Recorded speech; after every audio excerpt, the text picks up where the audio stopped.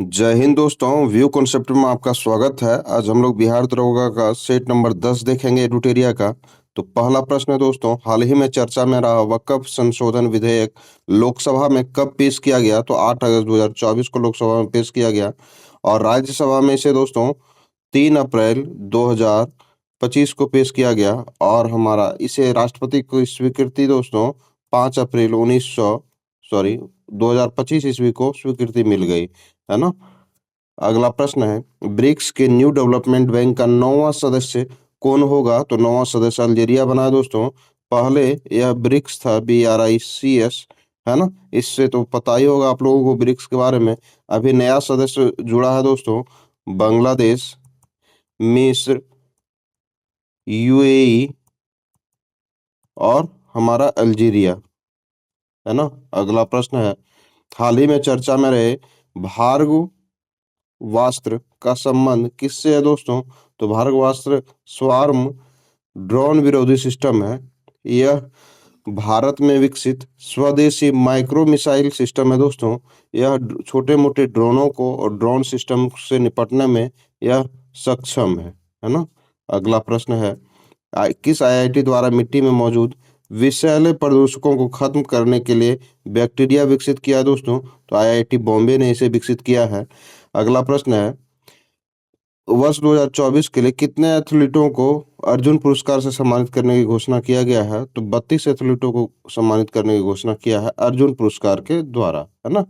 अगला प्रश्न है, सॉरी, इसमें से चार चार जो है सो खिलाड़ियों को मेजर ध्यानचंद खेल रत्न पुरस्कार देने की भी घोषणा की गई है दोस्तों। इसको भी हम लोग याद रखेंगे, है ना। अगला प्रश्न है, निम्न में से निम्नलिखित पर्वत श्रेणियों में दक्षिण से उत्तर की ओर सजाना है दोस्तों। तो इसमें से दक्षिण में, सबसे दक्षिण में पीर पंजाल श्रेणी है, उसके बाद जास्कर पर्वत श्रेणी है, उसके बाद लद्दाख श्रेणी है, उसके बाद काराकोरम पर्वत श्रेणी है। ऑप्शन नंबर डी इसका सही उत्तर होगा, दक्षिण से उत्तर की ओर, है ना। राष्ट्रीय मानवाधिकार आयोग के अध्यक्ष कौन बने हैं दोस्तों? तो वी रामा सुब्रमण्यम बने हैं राष्ट्रीय मानवाधिकार के अध्यक्ष, ऑप्शन नंबर ए। अगला प्रश्न है, जून 2025 में कितने नए वेटलैंड्स को रामसर साइट्स में दर्जा दिया गया है? तो 2 वेटलैंड्स को जून 2025 में भारत के नए वेटलैंड साइट बने हैं। अभी तक भारत के कुल रामसर साइटों की संख्या कुल 91 है दोस्तों। इसको भी हम लोग याद रखेंगे जून 2025 तक।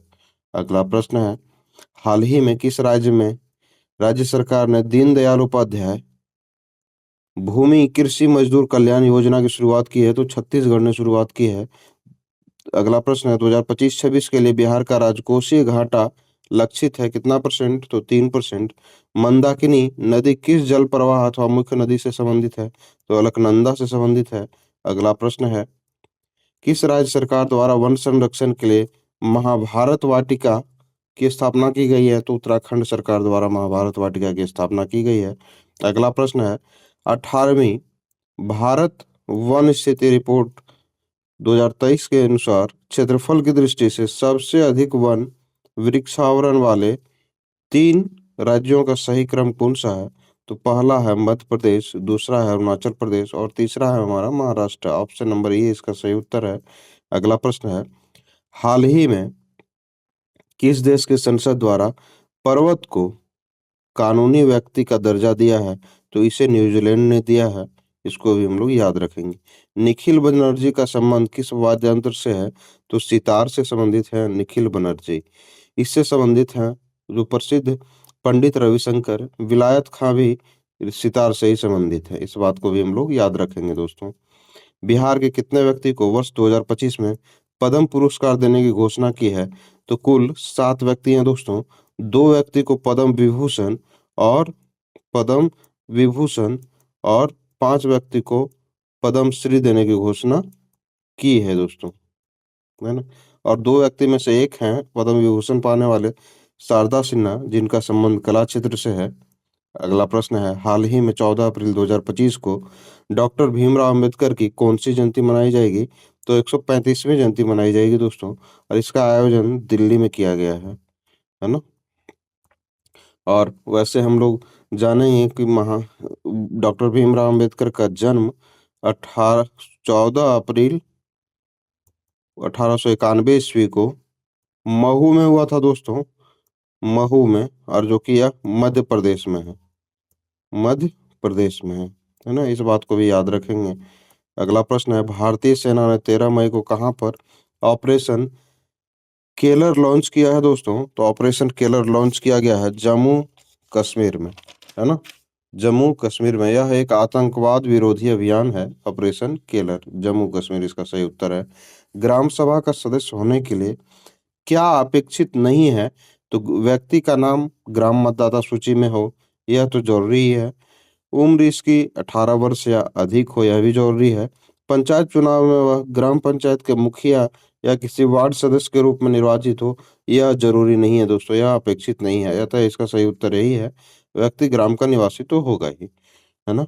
अगला प्रश्न है, एमएलए का विस्तार रूप है मेंबर ऑफ लेजिस्लेटिव एडमिनिस्ट्रेशन नहीं होता दोस्तों, असेंबली होता है, असेंबली। इस बात को भी हम लोग याद रखेंगे, है ना? अगला प्रश्न है, भारतीय संविधान के अंतर्गत मौलिक अधिकारों की व्यवस्था का सही क्रम कौन सा है दोस्तों? तो मौलिक अधिकारों का सही क्रम है समानता का अधिकार, जिसे कि हम लोग अनुच्छेद 14 से 18 में देखते हैं, और स्वतंत्रता का अधिकार अनुच्छेद 19 से 22 में देखते हैं दोस्तों। शोषण के विरुद्ध अधिकार 23 से अनुच्छेद 23 से 24 में देखते हैं। धार्मिक स्वतंत्रता का अधिकार 25 से सॉरी 25 से 28 में देखते हैं दोस्तों। इस यही हमारा सही क्रम है। अगला प्रश्न है, लोकतंत्र बचाओ का नारा किस पार्टी के द्वारा दिया गया था? तो यह जनता पार्टी के द्वारा दिया गया था दोस्तों।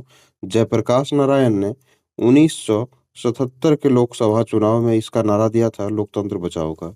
निम्नलिखित में से कौन सा देश संघात्मक शासन प्रणाली का उदाहरण नहीं है? तो इसका सही उत्तर है श्रीलंका। श्रीलंका एकात्मक और केंद्र सरकार के पास सारे अधिकार होते हैं, तो यह संघात्मक नहीं है दोस्तों, है ना? अगला प्रश्न है, सूची 1 और 2 को सम्मिलित करना है दोस्तों। तो फ्रांस, फ्रांस का संबंध जो है सो फ्रांस देश से लिया गया है स्वतंत्रता, समानता और बंधुत्व का सिद्धांत। ब्रिटेन से लिया गया है कानून निर्माण की विधि। अमेरिका से लिया गया है न्यायपालिका की स्वतंत्रता। और आयरलैंड से लिया गया है राज्य के नीति निर्देशक तत्व, है ना? अतः हमारा ऑप्शन नंबर 20 का सही उत्तर होगा। अगला प्रश्न है, मंत्रिपरिषद के आकार की अधिकतम सीमा को निर्धारित करने वाला 91वां संविधान संशोधन अधिनियम कब पारित किया गया दोस्तों? तो यह 2003 में पारित किया गया। इसका इसमें यह कहा गया कि मंत्रिपरिषद का जो आकार होता है विधानसभा में दोस्तों, तो मंत्रिपरिषद का आकार 15 कुल सदस्यों के 15% से अधिक नहीं होना चाहिए। इसमें से एक अपवाद है दोस्तों, और वह है कि दिल्ली, इसमें से कुल विधानसभा के जितने भी सदस्य हैं, उनका 10% ही मंत्रिपरिषद का आकार में शामिल होंगे। इस बात को भी हम लोग याद रखेंगे। अगला प्रश्न है, संसदीय सॉरी संसदीय प्रणाली के अंतर्गत विधायिका के द्वारा कार्यपालिका पर नियंत्रण के तरीकों में से कौन सा तरीका शामिल है?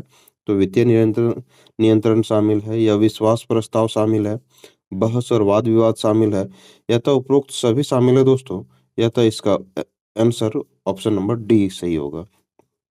अगला प्रश्न है, निम्नलिखित संवैधानिक व्यवस्थाओं पर विचार कीजिए। संसद विधि द्वारा किसी राज्य के क्षेत्रफल में अनुच्छेद 3 के तहत वृद्धि की जा सकती है, यह बात सही है।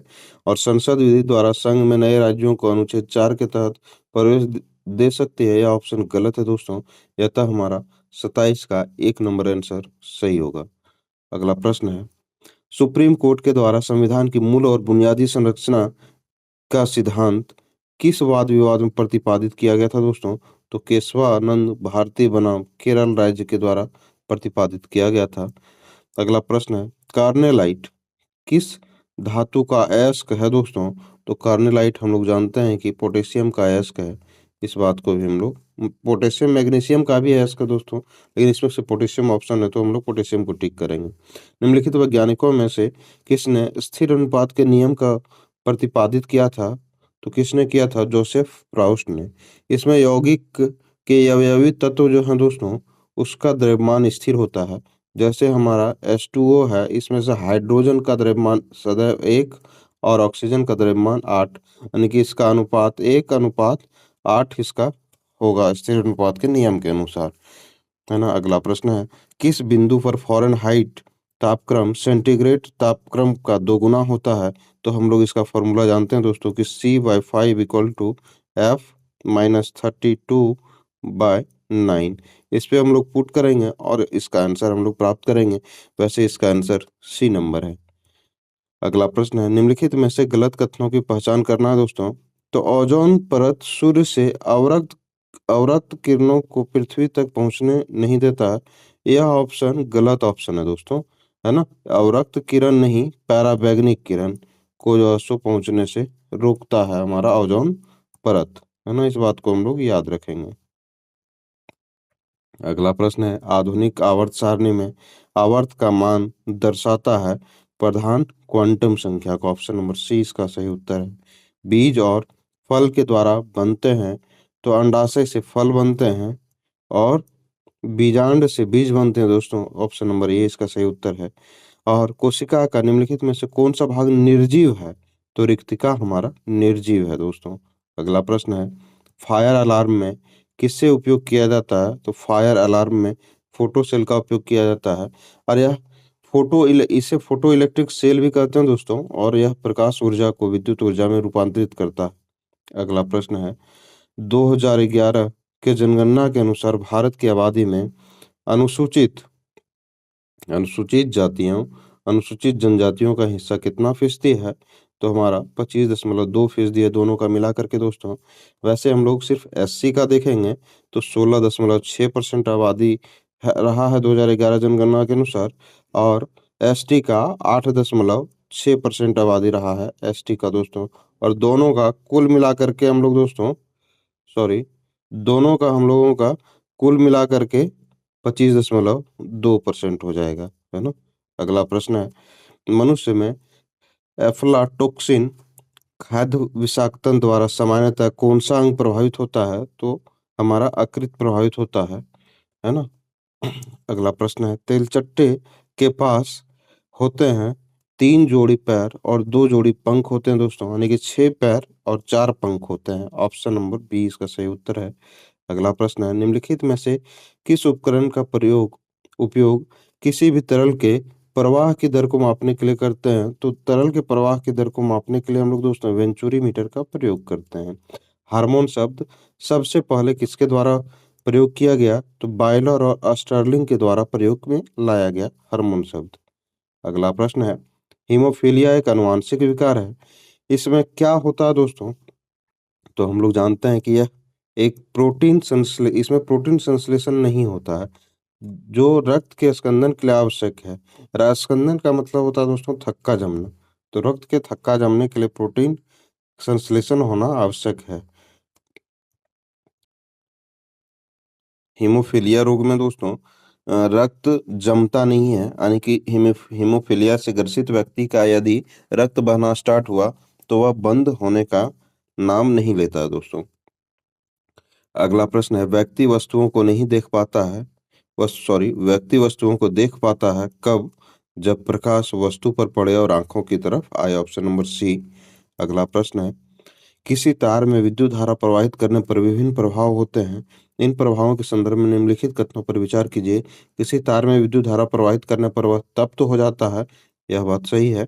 किसी तार में विद्युत धारा प्रवाहित करने पर तार चुंबक की भांति व्यवहार करने लगता है, यह भी बात सही है दोस्तों। अतः हमारा दोनों ऑप्शन सही है। ऑप्शन नंबर सी इसका सही उत्तर है। अगला प्रश्न है, पौधों के तनों की परिधि में वृद्धि निम्नलिखित में से किसके कारण होती है? तो पार्श्व विभेद्योतक के कारण, यानी कि लेटरल मेरिस्टेम के कारण होता है दोस्तों, अथवा कैवियम के कारण होता है। ऑप्शन नंबर 20 का सही उत्तर है। प्रकाश विद्युत प्रभाव की खोज निम्नलिखित में से किसने की थी दोस्तों? तो हेनरिक रुडोल्फ हर्ट्ज ने की थी प्रकाश की खोज। और हर्ट्ज किसकी इकाई है दोस्तों? तो आवृत्ति की इकाई है हर्ट्ज। इस बात को भी हम लोग याद करते चलेंगे। अगला प्रश्न है, नाभिकीय संलयन के संदर्भ में निम्नलिखित कथनों पर विचार करना है। तो इसका नाभिकीय संलयन अभिक्रिया के दौरान दो हल्के नाविकों को जोड़कर एक भारी नाविक बनाया जाता है। सही है। नाभिक संलयन में सामान्यतः हाइड्रोजन और हाइड्रोजन समस्थानिक से ही हीलियम उत्पन्न की जाती है, यह भी बात सही है। और नाभिकीय संलयन अभिक्रिया सूर्य अथवा अन्य तारों की विशाल ऊर्जा का स्रोत है, यह भी बात सही है। यह तो हमारा सभी ऑप्शन सही है दोस्तों। इस वजह से ऑप्शन नंबर डी इसका सही उत्तर होगा। अगला प्रश्न है, मनुष्य में 2 बार बढ़ने वाले दांतों की संख्या है दोस्तों, वह संख्या है 20।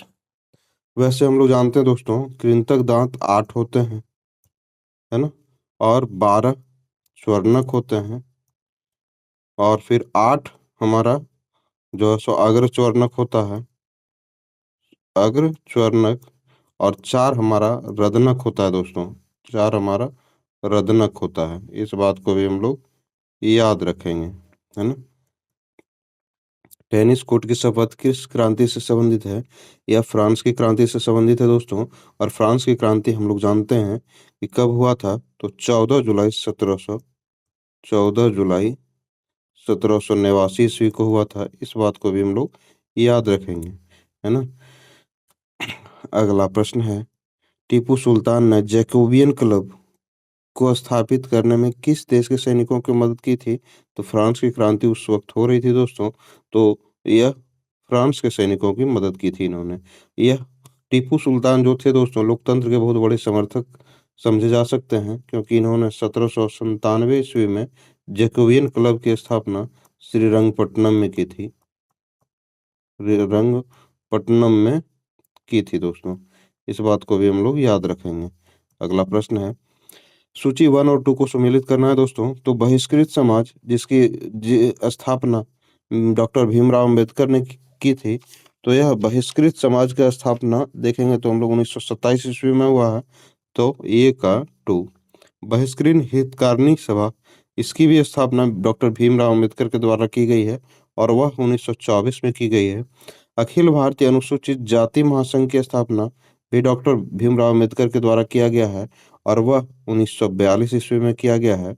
अखिल भारतीय हरिजन महासंघ, जिसको कि हम लोग महात्मा गांधी के द्वारा किया गया है दोस्तों, और इसकी स्थापना 1932 में की गई है।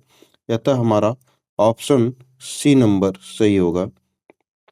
अगला प्रश्न है, निम्नलिखित में से किस संस्था को भारतीय राष्ट्रीय कांग्रेस का अग्रदूत कहा जाता है? तो भारतीय राष्ट्रीय कांग्रेस का अग्रदूत कहा जाता है इंडियन एसोसिएशन को। ऑप्शन नंबर सी इसका सही उत्तर है। हम लोग जानते हैं कि इंडियन एसोसिएशन की स्थापना 1876 ईस्वी में सुरेंद्र नाथ बनर्जी और आनंद मोहन बोस ने कोलकाता में की थी दोस्तों। कलकत्ता में इसकी स्थापना हुई थी। ठीक है। यह जो है सो इंडियन एसोसिएशन ब्रिटिश शासन के विरुद्ध लोगों को एकजुट करना इसका उद्देश्य था, है ना? अगला प्रश्न है, भारतीय राष्ट्रीय कांग्रेस ने अपने वार्षिक अधिवेशन में स्वराज्य की प्राप्ति को अपना मुख्य लक्ष्य घोषित किया था, तो वह है कलकत्ता का 1906 वाला अधिवेशन में, है ना? इसकी अध्यक्षता दादा भाई नौरोजी ने की थी, दादा भाई नौरोजी ने। इस बात को भी हम लोग याद रखते चलेंगे, इससे भी प्रश्न पूछे जाते हैं दोस्तों, है ना? अगला प्रश्न है, युगांतर नामक क्रांतिकारी साप्ताहिक पत्र का प्रकाशन किसके द्वारा किया गया? तो हम लोग जानते हैं कि कुमार घोष और भूपेंद्र नाथ दत्त के द्वारा किया गया था। ऑप्शन नंबर सी इसका सही उत्तर है। निम्नलिखित में से घटनाओं को क्रमानुसार सजाना है दोस्तों। तो कामागटामारू प्रकरण कब हुआ था? तो यह 1914 ईस्वी में हुआ था। मनिक तरला षड्यंत्र केस, यह 1908 ईस्वी में हुआ था दोस्तों। और गदर पार्टी का स्थापना हम लोग जैसा जानते हैं कि 1913 ईस्वी को हुआ है। और लॉर्ड हार्डिंग के काफिले पर बम 1912 ईस्वी में फेंका गया है। अतः इसको हम लोग सही क्रम में लगाएंगे दोस्तों, तो हमारा पहला नंबर ये आएगा, दूसरा नंबर हमारा ये आएगा, तीसरा नंबर में हम लोग ए आएगा, और चौथा नंबर में ए आएगा। अतः हमारा B D C A option number सही होगा, यानी कि ऑप्शन नंबर सी इसका सही उत्तर है। अगला प्रश्न है, राजा राम मोहम्मद सिंह आजाद किस क्रांतिकारी का अन्य नाम है? राम मोहम्मद सिंह आजाद, तो इसका उधम सिंह का उपनाम है। निम्नलिखित में से कौन सा सुमेलित नहीं है? तो साइप्रस की राजधानी निकोसिया है दोस्तों, कंबोडिया की नोम पेन और ओमान की राजधानी अम्मान नहीं है, यही ऑप्शन सुमेलित नहीं है। सीरिया का राजधानी दमिश्क है। ओमान की राजधानी मस्कट है दोस्तों, ना कि अम्मान, है ना, मस्कट। इस बात को भी हम लोग याद रखेंगे। अगला प्रश्न है, कौन सा कथन सही है? तो गौतम बुद्ध महावीर स्वामी के समकालीन थे, ऑप्शन सही है। और दोनों का जन्म गयाजी जिले में हुआ था, यह ऑप्शन गलत है दोस्तों। तथा हमारा केवल एक नंबर ऑप्शन सही है। शाहनामा का रचनाकार और प्रसिद्ध ईरानी लेखक फिरदौसी 11वीं शताब्दी में किसका दरबारी कवि था? तो मोहम्मद गजनवी का दरबारी कवि था। ऑप्शन नंबर डी इसका सही उत्तर था। महान सम्राट कृष्णदेव राय का संबंध विजयनगर साम्राज्य के किस वंश से था? तुलु वंश से था, जिसे तुलुवा भी कहा जाता है। शेरशाह के शासनकाल में राज्य में भूमि उपज का कितना था हिस्सा? तो 1/3 हिस्सा लगता था राज्य राज्य का हिस्सा भूमि उपज का, है। अगला ऑप्शन है, प्रश्न है दोस्तों, इंग्लैंड में समाजवाद का जनक किसे कहा जाता है? तो हम लोग जानते हैं कि समाजवाद का जनक रॉबर्ट ओवेन को कहा जाता है। Option number C. सूची 1 और 2 को इसमें सम्मिलित करना है दोस्तों। लौह अयस्क क्षेत्र दिया गया है और संबंधित राज्य दिया गया है। तो बादाम पहाड़ उड़ीसा से संबंध रखता है। दल्ली राजहरा जो कि छत्तीसगढ़ से संबंध रखता है। कद्रेमुख लोयस खान कर्नाटक में है। नोवा मुंडी का लोयस खान झारखंड में है। यह था हमारा ऑप्शन नंबर, इसका सी सही उत्तर होगा।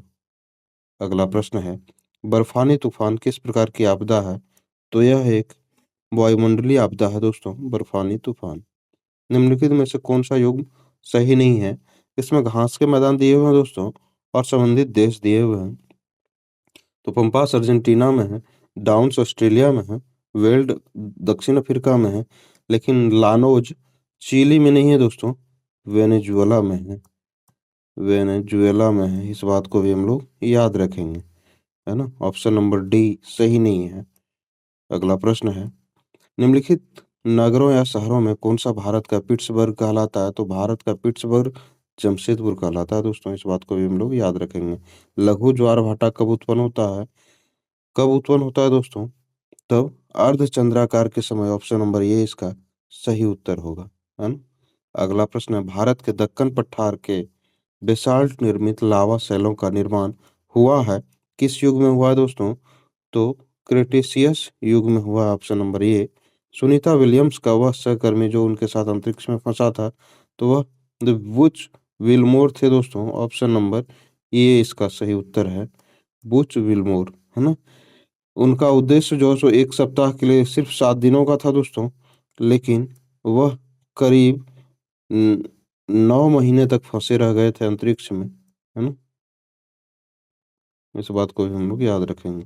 प्रवाल द्वार द्वारा निर्मित ग्रेट बैरियर रीफ किस तट के समीप है? तो यह क्वींसलैंड के समीप है। और यह क्वींसलैंड राज्य है दोस्तों, किसका? तो ऑस्ट्रेलिया का राज्य है। ऑस्ट्रेलिया का राज्य है क्वींसलैंड, है ना। इस बात को भी हम लोग याद रखेंगे। और ऑस्ट्रेलिया के उत्तर पूर्वी तट पर स्थित है दोस्तों क्वींसलैंड राज्य, है ना। अगला प्रश्न है, नदियों निम्नलिखित नदियों में से किसके मुहाने पर पक्षी के पंजे पंजे की आकृति वाला डेल्टा बनता है? तो वह है दोस्तों कौन सा नदी? तो मिसिसिपी नदी, है ना। आईसीसी अंडर 19 T20 विश्व कप 2025 का आयोजन किस देश में किया गया है? तो मलेशिया में किया गया था और इसे भारत ने जीता है। और किसे हरा करके दोस्तों? तो साउथ अफ्रीका को हरा करके, है ना, जीता है। सबसे अधिक स्थिर पारिस्थितिकी तंत्र कौन सा है? तो स्थिर पारिस्थितिकी तंत्र हमारा महासागर है। जैव विविधता के विनाश का कारण है जीवों में प्राकृतिक आवास की कमी, पर्यावरणीय प्रदूषण, वनों का विनाश। ऑप्शन नंबर डी इसका सही उत्तर है। मुख्य प्रमुख मत्स्य क्षेत्र ग्रैंड बैंक कहाँ स्थित है दोस्तों? तो उत्तरी अटलांटिक महासागर में स्थित है। यह विश्व का सबसे संपन्न मछली पकड़ने का क्षेत्र है। वैसे मछली उत्पादन में सबसे आगे हमारा चीन है, इस बात को भी हम लोग याद रखेंगे। मछली उत्पादन में सबसे आगे चीन। सूची 1 और 2 को सम्मिलित करना है, वन्य जीव अभयारण्य और संबंधित राज्य। तो नामदफा हमारा अरुणाचल प्रदेश से संबंधित है। पेरियार का संबंध केरल से है। बांदीपुर का संबंध कर्नाटक से है। और लामजाओ वन्यजीव अभयारण्य मणिपुर से संबंध रखता है। यह था हमारा ऑप्शन को देखेंगे हम लोग तो ऑप्शन नंबर ए इसका सही उत्तर है। अगला प्रश्न है, कौन सी अंतर्राष्ट्रीय संस्था मानव विकास रिपोर्ट को जारी करती है? तो यूएनडीपी जारी करती है दोस्तों, जिसका कि यूएनडीपी जारी करती है, जिसका कि फुल फॉर्म होता है United Nation Development Programme. Option number B. स्थापना देखा जाए दोस्तों तो 1965 में इसकी स्थापना होती है। मुख्यालय देखा जाए तो इसका तो न्यूयॉर्क में इसका मुख्यालय है। इस बात को भी हम लोग याद रखेंगे। ये और इसमें देखा जाए दोस्तों 2025 में मानव विकास रिपोर्ट में भारत का रैंक 130वां है। इस बात को भी हम लोग याद रखेंगे। अगला प्रश्न है, आधुनिकीकरण में शामिल है, क्या शामिल है? नवीन प्रौद्योगिकी का उपयोग, सही है। सामाजिक दृष्टिकोण में परिवर्तन लाना, यह भी आधुनिकीकरण में शामिल है। या तो हमारा ऑप्शन नंबर सी इसका सही उत्तर है। यूएनसीईडी का विस्तार क्या है दोस्तों? तो इसका विस्तार है संयुक्त राष्ट्र पर्यावरण और विकास सम्मेलन। Option number C. अगला प्रश्न है, जिस दर पर अनुसूचित वाणिज्य बैंक रिजर्व बैंक से रातों रात धन की अतिरिक्त राशि उधार सकते हैं, वह क्या कहलाता है दोस्तों? तो सीमांत अस्थायी सुविधा दर। Option number B. अगला प्रश्न है, राष्ट्रीय आय लेखांकन का जन्मदाता किसे कहा गया है दोस्तों? तो साइमन कुजनेट्स को कहा गया है राष्ट्रीय आय लेखांकन का जन्मदाता। टाइफाइड तथा कॉलरा उदाहरण है किसका दोस्तों? तो जल जन्य रोग हैं, यानी कि जल से होने वाले रोग हैं टाइफाइड और कॉलरा। ऑप्शन नंबर बी इसका सही उत्तर था। 1916 में भारतीय महिला विश्वविद्यालय की स्थापना कहाँ की गई दोस्तों? तो इसकी स्थापना बम्बई में की गई थी और इसे प्रोफेसर डीके कर्वे के द्वारा किया गया था दोस्तों। सॉरी,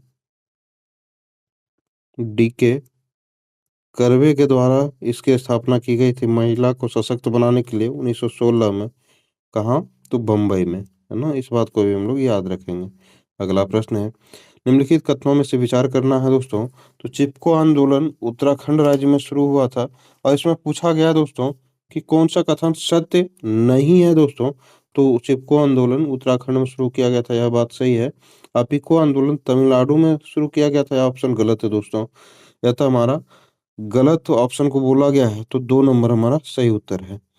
वैसे चिपको आंदोलन हम लोग जानते हैं दोस्तों कि 1973 में इसका आयोजन हुआ था, है ना, हिमालय के वनों को संरक्षण देने के लिए, बचाने के लिए। और अपिको आंदोलन कर्नाटक में हुआ था दोस्तों, है ना। और अपिको का मतलब है बाहों में भरना। ठीक है। अगला प्रश्न है, 76वें गणतंत्र दिवस समारोह 2025 के मुख्य अतिथि के रूप में कौन शामिल हुए? तो प्रोबो सुबियांतो शामिल हुए, जो कि सॉरी जो कि राष्ट्रपति हैं इंडोनेशिया के दोस्तों। और हम लोग जानते हैं 76वें गणतंत्र दिवस 2025 का थीम था हम लोगों का स्वर्णिम भारत विकास और विरासत। स्वर्णिम भारत विरासत और विकास इसका सही उत्तर था। किस देश के संसद को हम लोग फेडरल असेंबली कहते हैं? तो फेडरल असेंबली किसे कहते हैं दोस्तों? तो स्विट्जरलैंड की असेंबली को हम लोग फेडरल असेंबली कहते हैं। मिस्र के असेंबली को हम लोग पीपुल्स असेंबली कहते हैं, पीपुल्स असेंबली, है ना। तुर्की के असेंबली को हम लोग ग्रैंड असेंबली कहते हैं दोस्तों, grand national assembly, national assembly. France के संसद को हम लोग नेशनल असेंबली कहते हैं दोस्तों। इस बात को भी याद रखेंगे हम लोग। द बिहार हेल्ड समाचार पत्र किस वर्ष प्रकाशित हुआ दोस्तों? तो 1875 में प्रकाशित हुआ, है ना। द बिहार हेल्ड प्रथम बिहार की अंग्रेजी की भाषा के समाचार पत्र है दोस्तों। प्रथम अंग्रेजी भाषा का समाचार पत्र है बिहार का the Bihar held Herald, the Bihar Herald, है ना। और इसे गुरु प्रसाद सेन द्वारा प्रकाशित किया जाता था, गुरु प्रसाद सेन के द्वारा प्रकाशित किया जाता था, है ना। इस बात को भी हम लोग याद रखेंगे। अगला प्रश्न है, मोहनजोदड़ो से प्राप्त महान स्नानागार का परिमाप जो है सो पूछा जा रहा है दोस्तों। तो महान स्नानागार का परिमाप क्या है? तो 11.88 मीटर लंबाई, 7.01 मीटर चौड़ाई और 2.43 मीटर गहराई। ऑप्शन नंबर डी इसका सही उत्तर है। यही इसका परिमाप था दोस्तों। अगला है, चेरनोबिल में परमाणु दुर्घटना कब हुई दोस्तों? तो चेरनोबिल में 1986 में परमाणु दुर्घटना हुई। यह स्थान यूक्रेन में स्थित है दोस्तों, यूक्रेन में स्थित है। ठीक है, अगला प्रश्न है, दिए गए शब्दों के संधि विच्छेद करें तो तन्मय का सही संधि विच्छेद है तत्व जोड़मय, तन्मय का संधि विच्छेद है ऑप्शन नंबर सी। गूलर का फूल होना दोस्तों यानी कि बहुत दुर्लभ वस्तु होना, यानी कि बहुत मुश्किल से मिलना। अगला प्रश्न है, निम्न शब्दों के उपयुक्त समास का चयन कीजिए तो सुख दुख, यह इसमें दोनों पद प्रधान है दोस्तों, इस वजह से यह द्वंद्व समास है। जिसमें दोनों पद प्रधान होते हैं वह द्वंद्व समास कहलाता है। अगला प्रश्न है, filling the blanks with most appropriate word, the archer missed the dash by an inch. तो एम ही मिस करेगा दोस्तों, आर्चर कोई भी धनुषधारी अपना एम मिस करता है, निशाना मिस करता है। अगला प्रश्न है, select the most appropriate one word substitution for the given word. ये पर्सन होगा दोस्तों, ये person who is self centred, यानी कि जो अपने बारे में सोचता है उसे ही सिर्फ क्या बोलते हैं हम लोग, इगोइस्ट, है ना। और अगला प्रश्न गणित का है दोस्तों, जिसे आप खुद हल करेंगे। इसी तरह हमारे वीडियो पर बने रहने के लिए, हमारे वीडियो को देखने के लिए आपका धन्यवाद। आपका दिन शुभ हो, इसी तरह हमारे चैनल को देखते रहें और आप अपनी सफलता की नई ऊंचाइयों को छुएं, यही हमारी शुभकामनाएं हैं। धन्यवाद।